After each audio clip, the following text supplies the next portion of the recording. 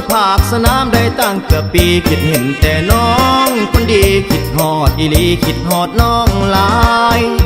ผ่านไปได้10 กว่าเดือนกับ1 วันอยากกลับไปกอดแม่จอมขวัญหอมแก้มแจ่มจันให้มันสมใจ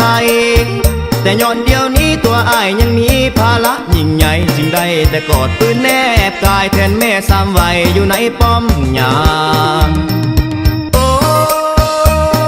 ยอ้ายคิดถึงน้องแทบใจจะขาดแต่เพื่อหักใสสาดเพื่อบ้านเมืองอยู่เย็นสุขี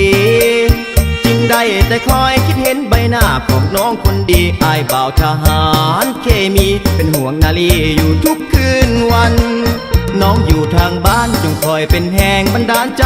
บ่นานคงได้กลับไปนอนแอบแนบกายกับแม่จอมขวัญ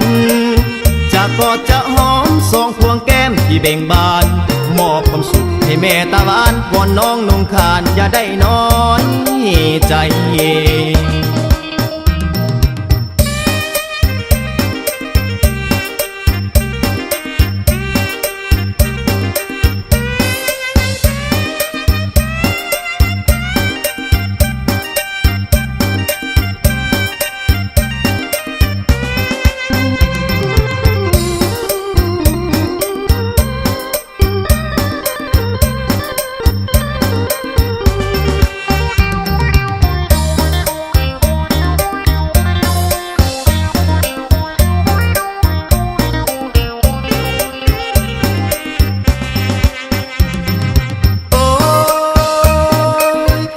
คิดถึงน้องแทบใจจะขาดแต่เพื่อหักใส